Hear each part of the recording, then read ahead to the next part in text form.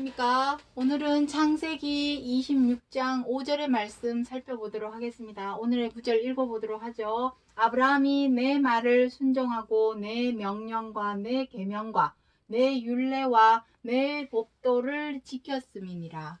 자, 오늘 이 창세기 26장 5절의 말씀 중에서 명령도 있고 계명도 있고 율례도 있고 법도도 있습니다. 그 중에 오늘은 이 계명, 율례, 계명과 율례에 대해서 살펴보도록 하겠습니다. 하나님의 명령이 곧 하나님의 계명을 지키라는 것이요. 그 율례가 바로 하나님의 법도입니다. 하나님의 말씀을 도라 하죠. 말씀을 요한복음 1장 1절에 무엇이라고 합니까? 태초에 말씀이 계시니 그 말씀이 하나님과 함께 계셨고 그 말씀이 곧 하나님이시니라 라고 기록을 하고 있습니다. 이 말씀이 바로 도죠. 여기도 도라고 기록을 하고 있죠. 여기 신명기 5장 32절에 모든 도를 행하라. 법도입니다. 하나님의 말씀의 도입니다. 그것이. 자, 오늘 이 계명과 율례, 아브라함부터 지켜 행하였던 그 계명과 율례, 이것은 아브라함이 하나님의 계명과 율례를 지켰어. 그 역사적인 사실을 그거 하나 알려주려고 기록하신 말씀이 아닙니다. 우리가 주일학교에서, 교회에서, 성당에서 배웠던 아브라함이 하나님의 계명과 율례를 복종하고 지켰어 하면서 역사적인 사실을 가르쳐 왔고 배워왔던 그것은 초보입니다. 초보. 늘 말씀드리지만 성경 66권은 역사적인 사실을 기록을 하고 있습니다. 지나간 역사적인 사실. 근데 그거 하나만 알려주고자 해서 기록하신 것이 아닙니다. 그거 하나만, 그 단면만 바라보고 지금까지 가르쳐오고 배워왔던 것들은 이것은 사실 초보에 불과합니다. 초보라는 의미는 무엇입니까? 부분적인 것만 가르쳤다라는 것입니다. 전부를 알려주고 가르쳐 준 것이 아니라 부분만 알려줬다라는 것입니다. 하지만 우리가 성경 66권은 반드시 1.1획이라도 다 이루어질 약속의 말씀, 예언의 말씀이라는 것을 예언의 말씀이기 때문에 과연 이 계명과 율례가 오늘날 우리가 아브라함이 순종하고 지켜 행하였던 그 계명과 율례가 과연 우리들은 어떻게 지켜 행할 것인가? 그것이 무엇인가? 그 차명상을 알아서 우리도 지켜 행하는 것이 바로 약속대로 이루어지는 것이요. 그 약속대로 우리가 이루었을 때, 응하였을 때, 행하였을 때 과연 우리에게는 어떠한 일이 있게 되는가 하는 것을 오늘 이 시간 살펴보고자 하는 것입니다. 차명상을 아는 것이 곧 온전하고 장성한 완전한 대로 나아가는 것입니다. 히브리서 6장 1절부터 2절에 기록하고 있죠. 도의 초보에서 이제는 떠나서 완전한 대로 나아가라 라고 기록을 하고 있죠. 지금까지 우리가 배워오고 가르쳐 왔던 것들은 다 초보적이고 부분적인 것입니다. 그 안에 들어있는 차명상이 무엇인지를 아는 것까지가 바로 온전하고 장성한 것이요. 완전한 대로 나아가는 것입니다. 우리가 완전한 대로 나아가야 되는 이유는 무엇입니까? 우리의 소망인 생명과 안식과 구원에 이르는 길이기 때문입니다. 자, 그래서 오늘 이 계명과 율례의 차명상에 대해서 하나하나 이제 살펴보도록 하겠습니다. 먼저 에스겔서 33장 15절에 생명의 율례를 준행하여 다시는 죄악을 짓지 아니하면 그가 정령 살고 죽지 않을지라. 자, 우리가 성경 66권 하나님의 말씀 안에 있는 계명과 율례를 논하기 이전에 각 나라마다 각 국가마다 그 나라에서 정해놓은 어떤 규례와 규칙과 법이 있습니다. 그리고 그 법대로 행하지 않으면 어떻게 됩니까? 구치소나 교도소를 가서 형을 받죠. 1년 구형, 10년 구형. 그 죄의 가볍고 무거움에 따라 1년, 2년, 10년, 20년 종신형.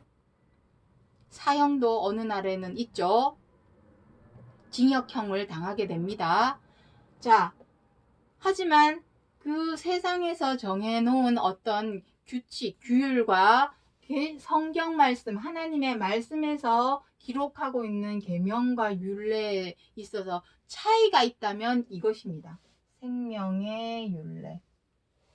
하나님의 말씀 안에서 기록하고 있는 계명과 율례를 지켜 행하면 우리에게 생명을 주시겠다. 그가 정령 살고 죽지 않을지라 라고 기록을 하고 있죠. 생명을 주시는 생명의 율례라는 것입니다. 생명의 율례. 자, 이 생명에 관해서도 항상 말씀드렸지만 이 생명은 우리가 살고 있는 이 100세 인생 7, 80 지나면은 골골해져서 이제 기력도 쇠하고 어디 병 걸리면 잘 낫지도 않고 또 병도 잘 걸리고 시름시름 앓다가 죽게 되죠. 그러한 100세 생명을 두고 하시는 말씀이 아닙니다. 여기서 말씀하시는 생명은 영원 무궁한 차원의 생명, 무한한 차원의 생명, 그 생명을 의미합니다. 왜냐하면 우리는 하나님을 생각하면 하나님 보이지 않는 영, 막연히 그냥 보이지 않는 하나님, 전지전능하신 하나님, 막연히 그렇게 표현을 하지만 하나님은 곧 말씀이지만 하나님은 또 무엇입니까? 생명이십니다. 생명. 자, 이 부분은 지우고 하나님은 말씀이기도 하지만 생명입니다. 생명. 자, 생명.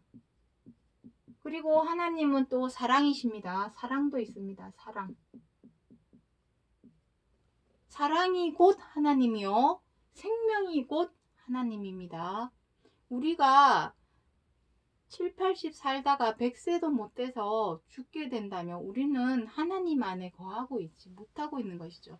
하나님이 너희 안에, 너희가 하나님 안에 거하게 하는 것이 하나님이 성경 66권을 우리에게 주신 최종적인 목적입니다. 그런데 우리는 아직까지도 어떻게 됩니까? 온전히 그 생명이 우리 속에 거하지 못하고 때가 되면 어떻게 됩니까? 죽죠?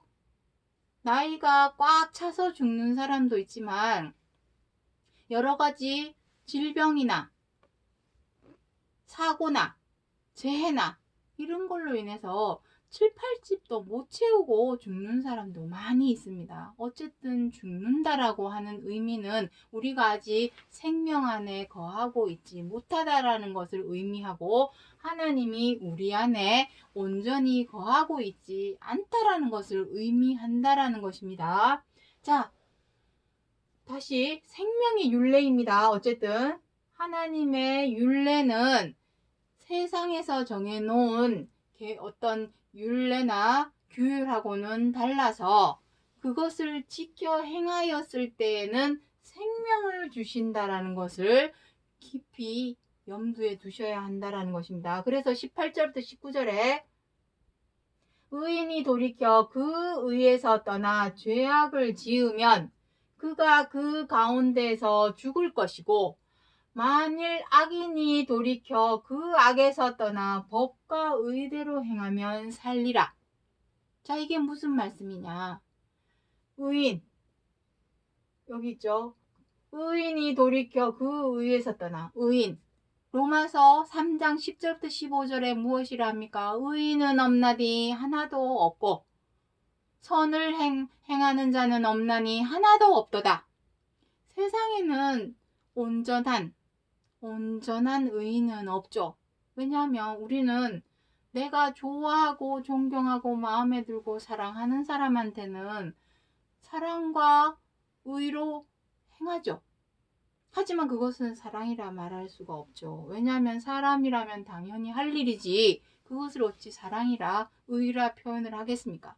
하지만 진짜 의는, 사랑은 그럼에도 불구하고 다른 사람의 입장과 처지를 헤아리고 이해하고 존중하여서 관용할 줄 알고 배려할 줄 알고 양보할 줄 아는 것이, 그게 바로 제대로 된 의요 사랑이라는 것입니다. 그러한 의와 사랑으로 행한 사람은 누구밖에 없습니까? 그리스도밖에 없습니다. 성경 66권에서. 왜냐하면 그리스도께서 유대 땅 예루살렘에 왔을 때 뭐라고 했습니까? 의인은 머리 둘 곳이 없도다. 머리 둘 곳이 없다라는 의미는 무엇입니까?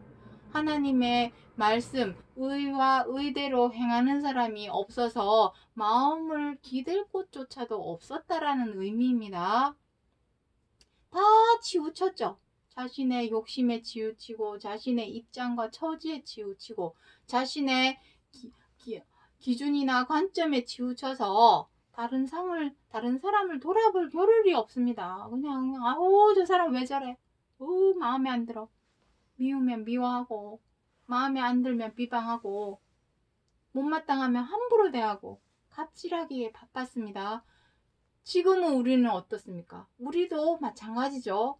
잘 나가다가도 기분이 좋고 좋아하는 사람한테는 사랑으로 행합니다. 하지만 조금만 수틀어져 가지고 기분이 나빠지고 못마땅하고 마음에 안 들고 미워지면 어떻게 합니까? 여지없이 미워하고 원망하고 분노하고 함부로 대하고 비방하고 갑질하는 그러한 행동을 우리는 행하고 있으니 우리를 과연 온전한 의인이라 말할 수가 있겠습니까? 자, 그래서 의인이라 할지라도, 그리스도라 할지라도 그 의에서 떠나 죄악을 지으면 그가 그 가운데 죽게 됩니다. 하지만 그리스도께서는 생명을 얻으셨죠. 다시 사는 생명, 부활. 그러면은 그리스도께서는 죄악을 지은 것이지 아니죠. 의에서 떠나지 않았었습니다. 하지만 자 보십시오. 중요한 것은 이것입니다. 우리들에게 해당되는 말씀입니다. 악인이 돌이켜 그 악에서 떠나 법과 의대로 행하면 살리라. 우리를 의인이라 해야 표현이 맞을까요? 악인이라고 표현해야 맞을까요? 우리는 마음이 동전 뒤집듯이 뒤집히죠. 내가 기분이 좋고 좋아하는 사람한테는 선으로 의로 사랑으로 행하다가도 내가 마음에 안 들고 수틀어지면은 마음속에 꿈틀거리던 그 죄와 악이 뿔쑥 튀어나옵니다. 우리는 의인이라 해야 맞을까요? 악인이라 해야 맞을까요? 내 자신을 인정할 수 있어야 그 다음이 보이게 됩니다. 그 다음 단계를 밟을 수 있게 됩니다. 악인이 돌이켜 그 악에서 떠나 법과 의, 여기서 말씀하신 이 법과 의가 바로 계명과 율례입니다. 계명과 율례. 이 계명과 율례대로 행하면 어떻게 한답니까? 살리라. 여기서 산다 하시는 것은 생명의 율례이니 하나님께 있는 영원 무궁한 차원의 생명에 관한 말씀에 대해서 살리라 하신 것입니다. 하지만 아직까지 우리는 이렇게 산 사람을 본 적이 없습니다. 2000년 예수 그리스도에 관한 부활, 생명을 얻으신 부활, 그리스도에 관한 내용을 성경을 통해서만 우리가 봐왔지 실질적으로 우리는 본 사람은 아무도 없습니다. 어찌 됐거나 성경 66권에서 살리라. 우리가 선택적으로 이 말씀은 믿고 저 말씀은 못 믿고 그게 아니죠. 믿었다면 다 믿어야 되겠죠. 이때까지 믿음으로 믿어왔으면 이것만 믿고 저거는 안 믿고 이것이 아니라 다 믿어야 되겠죠. 자, 중요한 것은 왜 이 살리라, 산다, 죽는다 하는 차원이 어떤 차원인지를 알아야 된다는 것입니다. 에스겔서 18장 20절에 무엇이랍니까? 범죄한 그 영혼이 죽을지라. 그렇다면 법과 의대로 행하면 그 영혼이 살게 되는 것입니다. 영혼. 자, 왜 영혼에 대해서 말씀을 하고 있냐면 우리가 죄와 악을 행하는 미워하고 원망하고 분노하고 비방하고 회방하고 사나워져서 다투고 함부로 대하고 갑질하는 이 죄와 악을 행하는 주체는 우리의 이 몸뚱아리입니까? 우리의 생각과 마음입니까? 영혼. 영혼의 주체가 영혼에 관한 것입니까? 우리의 육체에 관한 것입니까? 우리 육체는 영혼이 시키는 대로, 마음과 생각이 시키는 대로, 명령대로 움직일 뿐입니다. 주체는 영혼입니다. 주체. 그러니 범죄한 그 영혼, 육체에 관한 말씀이 아니라 영혼에 관한 말씀입니다. 영혼이 죽고 사는 문제입니다. 제가 이 영혼에 대해서는 사람들이 이해하기 어렵기 때문에 이해하기 좋도록 그림으로 여러 차례 또 설명을 드렸었습니다. 집이 있습니다. 집. 자, 이 부분은 또 이제 지우도록 하겠습니다. 자, 집 한 채가 있습니다.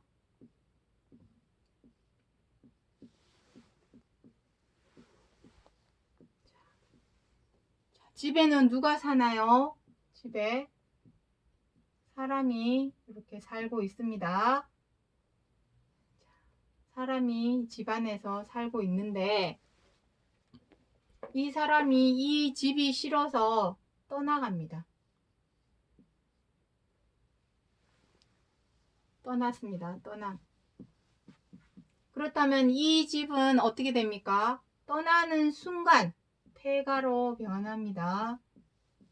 폐가로 변하는 것은 순식간입니다. 사람이 이 집에 살면서 닦고 쓸고 가꾸고 하면서 그 집은 10년도 살고 이 집이 유지가 되죠. 10년, 20년, 30년도 유지가 되지만 사람이 떠나는 순간 그 집은 폐가가 됩니다. 자, 이것은 무슨 말씀입니까? 이 사람은 영혼이고 이 집이 육체입니다.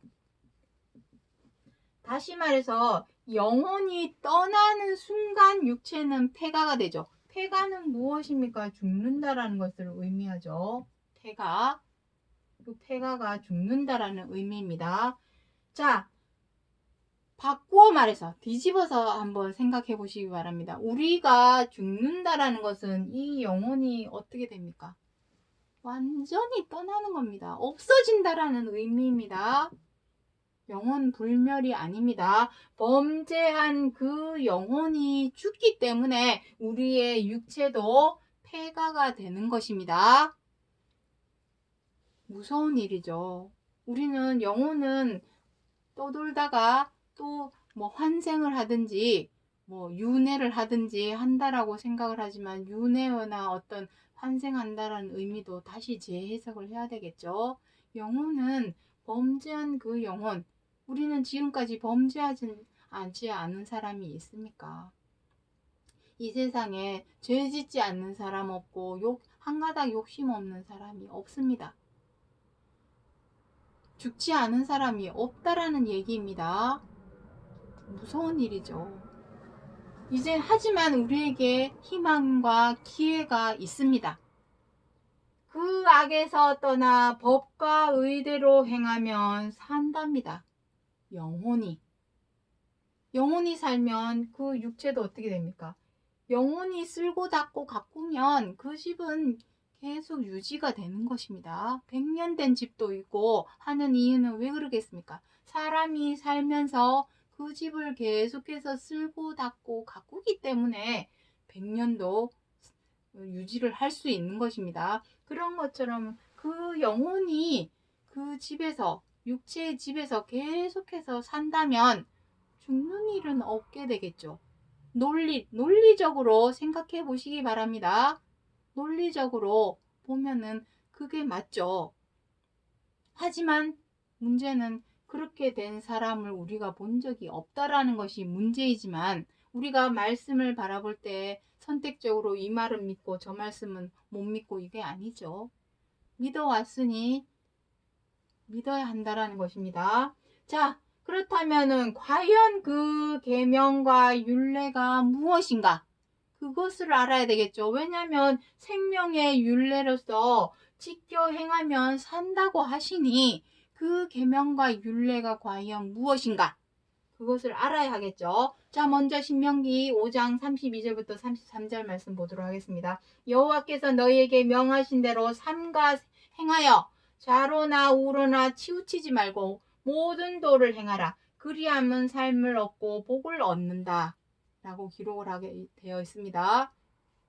그 뒷구절에는 내가 들어갈 땅, 차지할 땅에 가서 너의 생명이 장구하리라 라고 기록을 하고 있습니다. 왜냐하면 고린도전서 15장에 보니 순서가 있죠. 생명을 얻는 것도 순서가 있더라는 것입니다. 그래서 장구하다라는 표현을 쓰고 있습니다. 그 장구함이 영원 무궁한 차원이 될지 아니면은 1000년, 2000년이 될지 그것은 아무도 모르는 일이죠. 그 법과 의대로 어떻게 행하느냐 거기에 달렸다라는 의미입니다. 자, 그렇다면 그 법과 의가 무엇인지 구체적인 내용을 로마서 13장에서 기록하고 있습니다. 자, 13장 9절부터 10절에 간음하지 말라, 살인하지 말라, 도적질하지 말라, 탐내지 말라 한 것과 그 외에 다른 계명이 있을지라도 내 이웃을 내 자신과 같이 사랑하라 하신 그 말씀 가운데 다 들었느니라. 여기 가운데가 빠졌죠. 가짜가 빠졌습니다. 사랑은 이웃에게 악을 행치 아니하나니 사랑은 율법의 완성이니라. 이 율법이 바로 계명이요 생명의 율례입니다. 이 율법이 계명이요 생명의 율례. 자, 지금 여기서 기록하고 있는 말씀이 무엇입니까? 모세 율법. 모세가 출애굽해서 시내 광야에 들어갔을 때에 시내산에서 하나님께로 받은 그 두 돌판에 기록되어 있는 십계명입니다. 이게 바로 십계명. 그 십계명 내용 중에는 간음하지 말라, 살인하지 말라, 도적질하지 말라, 탐내지 말라. 또 무엇이 있습니까? 거짓 증거하지 말라, 망령되이 일컫지 말라, 우상을 섬기지 말라. 그리고 내 이웃을 내 몸과 같이 사랑하라. 이렇게 10가지가 두 돌판에 기록이 되어 있습니다. 하지만 그 외에 다른 계명이 있을지라도 계명이 1000가지, 10,000가지, 수만 가지가 십계명의 계명에 하나님의 주신 계명이라 할지라도 어디에 다 들어있다 합니까? 내 이웃을 내 자신과 같이 사랑하라 하신 그 말씀 가운데 다 들었다 합니다. 최고한 계명이 무엇이라는 의미입니까? 내 이웃을 내 몸과 같이 사랑하라. 마가복음 12장 31절에 무엇이라고 합니까? 선생이여, 내가 어찌하여야, 마태복음 12장에도 기록이 되어 있습니다. 내가 어찌하여야 어떤 선한 일을 하여야 영생하리까? 했더니 무엇이랍니까? 계명들을 지켜라. 그 계명 중에 최고한 계명이 바로 서로 사랑하라. 원수까지도 사랑하라. 70번, 7번이라도 용서하라. 그것이 바로 우리가 지켜야 될 계명이요 생명의 율례입니다. 수천 가지, 수만 가지. 다시 말해서 서로 사랑하라 하시는 이 말씀 하나만 행하면 간음하지 않는 것이요, 살인하지 않는 것이요, 도적질하지 않는 것이요, 탐내지 않는 것이라 합니다. 자, 왜냐하면 잘 들어보시기 바랍니다. 사랑. 어떻게 하는 것이 사랑입니까? 아이고 사랑해 하고 말로만, 입으로만, 혀로만 내뱉는 것이 사랑입니까? 사랑을 하기 위해서는 뼈를 깎는, 정말 피가 마르는 노력을 해야 합니다. 어떠한 노력이냐면, 사랑의 기본 자세가 무엇이냐면 나보다 남을 낮게 여기는 마음. 마음이 바로 기본 자세입니다. 남을 낮게 여기는 것이 어떤 겁니까? 다른 사람의 입장과 처지를 먼저 헤아리고 이해하고 존중할 줄 아는 것이 바로 나보다 남을 낮게 여기는 마음입니다. 상대방의 입장과 처지를 먼저 헤아리고 이해하고 존중한다면 어떻게 되겠습니까? 관용하게 되고, 미워하지 않게 되고, 배려하게 되고, 양보하게 되는 것입니다. 간음하지 말라. 간음하는 것이 무엇입니까? 두 마음을 품는 것이 간음이죠. 내가 말로는, 입으로는 사랑한다 하면서 뒤로는 미워하고 비방하고 함부로 대하고 갑질하는 행동을 했다면 그 사람은 간음한 것이요, 거짓 증거한 것이요, 망령되이 일컬은 것이죠. 사랑한다면 말을 앞세울 것이 아니라 행동으로 보여줘야 한다라는 것입니다. 행동으로 보여주면 말보다 백마디 천마디 말보다 신뢰가 있는 것이죠. 효력이 생기는 것입니다.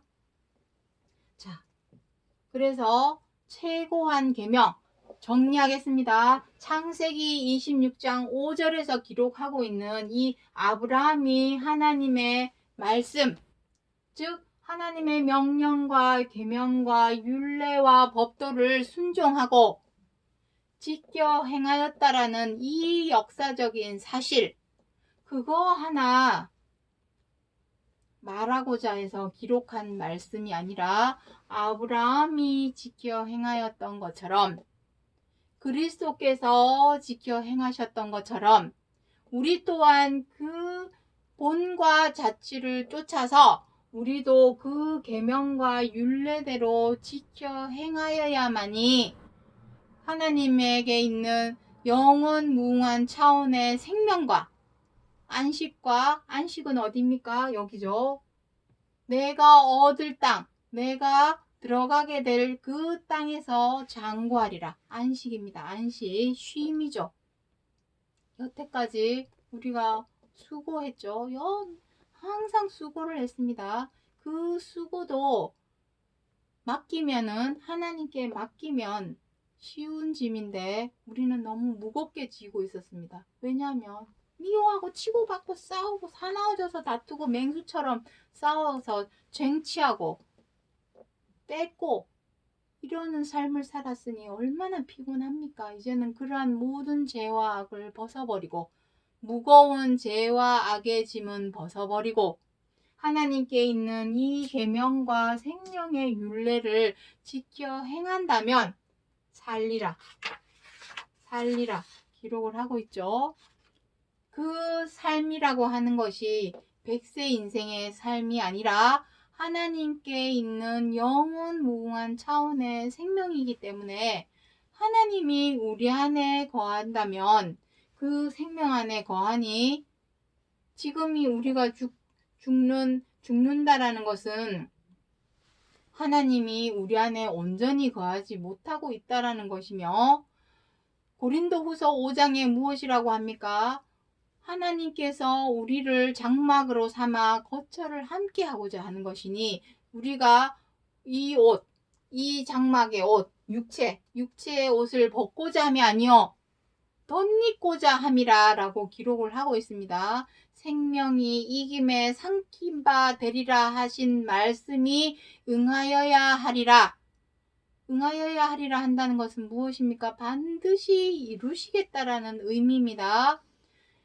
생명과 율례를 지켜 행하게 하시려고 오늘날 우리에게 이 계명과 생명의 율례를 지켜 행하게 하시려고 창세기 26장 5절에서 기록하여 주신 예언의 말씀, 약속의 말씀이라는 것을 기억해 주시기 바랍니다. 오늘 여기까지 하고 마치겠습니다. 감사합니다.